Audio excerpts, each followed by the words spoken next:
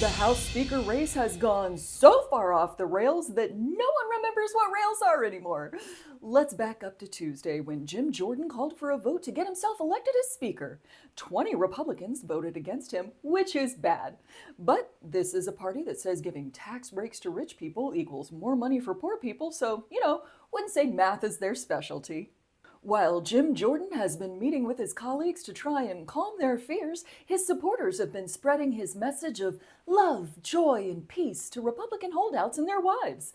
Oddly, that message seems to contain more death threats than usual. So what we're going to do is we're going to come follow you all over the place. We're going to be up your ass nonstop. We are now Antifa. So did these strong-arm tactics work for Jim Jordan? Weirdly, no. Turns out people don't enjoy being threatened into submission. There was a second vote Wednesday, and he did even worse on that round.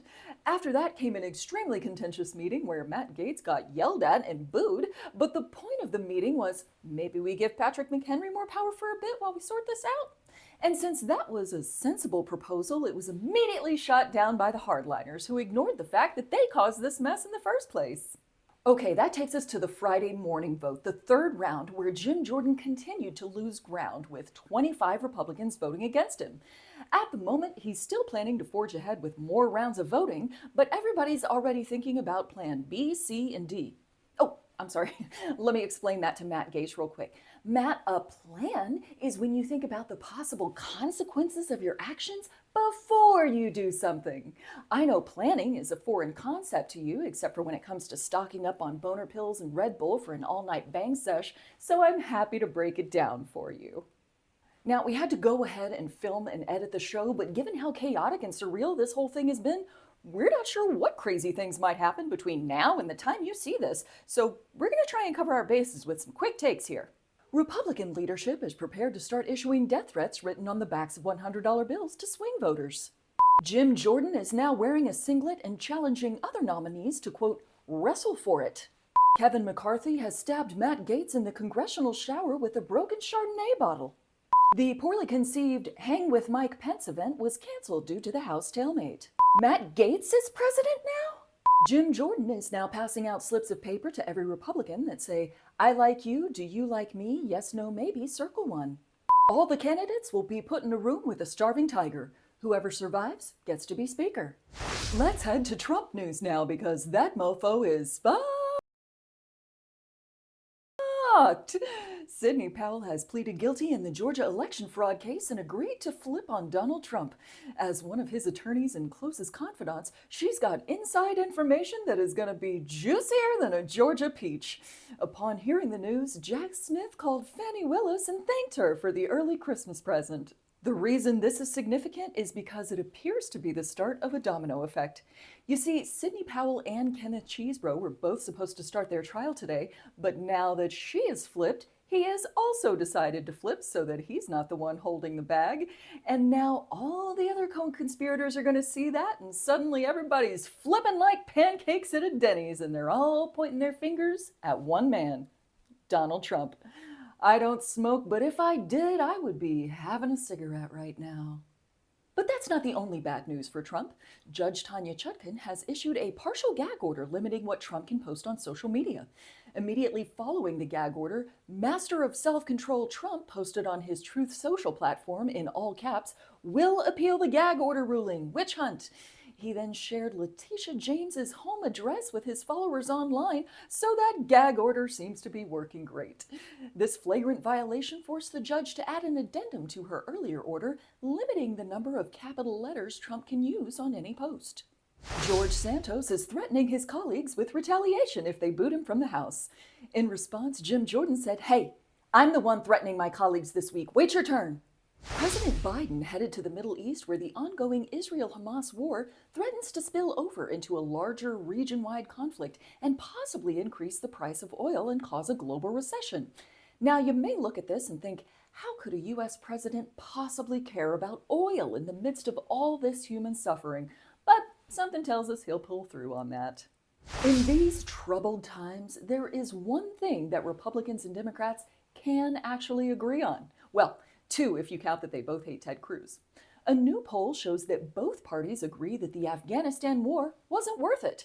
Meanwhile, the people of Afghanistan, 90% of which live in poverty, responded with, cool, cool, cool, cool, cool, cool, cool, cool. The Daily Show is still without a host after Trevor Noah's departure and the mess with Hassan Minaj, which made me wonder, who would take over our show if I ever left? So I've got our top 3 correspondents here to pitch me their vision for a new generation of Phoenix news so we don't run into the same problems as The Daily Show. Jen, you're up first. What you got? So, Andrea, you know how 50% of my appearances on this show have involved me taking drugs? Yep, even though we keep telling you not to. Well, I say we dial it up to 100% and I anchor the show just tripping balls every week. Hard pass. Austin, you're up. Okay, here's my pitch, right? We lean in hard to the whole cooking show thing. And instead of doing the news, we just make frittatas. Austin, I don't think we can do that. The news is kind of our whole deal. Okay, but what if our whole deal was just frittatas? I mean, looking at a frittata has never made anyone want to just run into traffic. That's an excellent point. I'll think about it. All right, Mike, what you got? Well, I'm the person here who's known you the longest, Well, that's true, but I'm not sure how that's relevant. which means I'm the person who knows all your secrets. You remember that time in college when you accidentally... Okay, we don't need to tell that story. Congratulations on being the next host of the show after I retire, Mike. But don't worry, I plan to be here for a long time. Beavers are being reintroduced in London after 400 years. This aims to restore the biodiversity to a point where we have a truly wild amount of options. Shapes, strips, the Hollywood, the French, the standard bikini, the high leg bikini, the London Tower, which was a particularly intricate, what's that? Oh, animals? Actual animals, not like, haha, rawr, you animal. Are we sure? Okay, well, that's okay too, I guess. Taco Bell is launching a new product they call premium chicken nuggets. What's the difference between premium and regular chicken nuggets at Taco Bell? About $1.50. In other bad news for your gastrointestinal tract, a man has invented Pepper X, the hottest pepper on record. When asked how he chose the name, he said it was all part of an elaborate plot to get Elon Musk to try it by using his favorite letter, and then leaving a smoking hole where his guts used to be. Turns out the inventor is a former Twitter employee. Britney Spears says that she had an abortion after getting pregnant with Justin Timberlake's baby back when they were dating. Justin Timberlake could not be reached for comment because he was hiding in an underground bunker with his notifications turned off. Congratulations on fucking up Justin Timberlake's entire week, Britney. Rocker Tommy Lee says after years of drinking 2 gallons of vodka a day that he has no long-term health issues. Also, Keith Richards is 1 year younger than Joe Biden and appears to be doing just fine, so screw whatever your doctor told you. Eat red meat, drink booze, bone some groupies. Nothing makes sense anymore. What's the fine for doing 90 and a 55? $1.4 million, according to the city of Savannah, Georgia. It seems their e-ticket software uses that dollar figure as a placeholder number for their speeding tickets. While the city claims to be adjusting that number, the city's comptroller, who hasn't had a raise in 2 years, has suggested that maybe we just lean into it? This New Yorker made a lot of bad decisions all at once. First, he failed to stop for a cop because he'd been drinking. Then he drove onto a sidewalk and through a crowded public park. Then he rammed a whole bunch of other cars, sending at least one person to the hospital. And then when he was finally arrested, he spit on a cop and then bit the tip of his finger off. Or as they call it in Florida, typical Tuesday. The NFL is considering banning something called the tush push, which I can only assume is either some form of line dancing or something that should be strictly contained to OnlyFans. A Montana man was attacked by a grizzly bear and managed to have his lower jaw bitten off in the fight.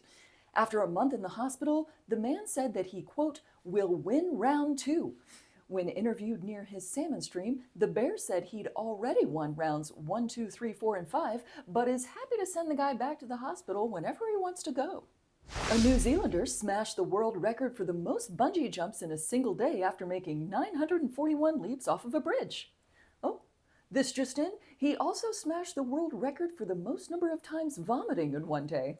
And finally tonight, a truck carrying hundreds of plaster casts of vaginas spilled out onto the highway. The driver, who spilled his load sooner than he's proud of, spent about half an hour cleaning up his mess, then tried his hand at a second go. That wraps up this week's news report. Don't forget to subscribe and donate at the links in the description. Thank you, love you, bye. Yeah, remember that time you ran over that old lady on accident and then you backed up again and then did it again on purpose? Patrick McHenry has faked his own death and fled to Venezuela. What about that time you told Ross Perot you liked his haircut? While walking around the house grounds, a ghostly gavel appeared before Jordan, its handle towards him, leading him to McCarthy's chambers. Also, Matt Gaetz was overheard mumbling something about a stain that he couldn't wash away. What about that time when you came over to the house to hide that lady from the police, and then the other time someone brought you back over to then be that lady? But then, instead of doing the new fucking cat, Matt Gaetz keeps offering Jim Jordan a powdery-looking drink. Or that one time where you did marketing for a laser creator, and then when they left you alone, you tried to put your face on the moon. Rock, paper, scissors, the usual way to resolve stalemates, was derided as too woke, as paper is deemed to be, quote, a tool of the libs. The time when you told the door guy you were a famous opera singer so we could get into the Monster Truck show for free. Trump has retroactively withdrawn his support for Jordan and will let us know if he endorsed Jordan after the next rounds of votes are tallied. That time you wanted to make a difference in the world by breaking into people's houses and switching their car keys as if that would somehow make them act different or something. What about that time where you sort of forgot where you lived and once again came back over to my place just to be a ridiculous, ridiculous person? Thank you so much.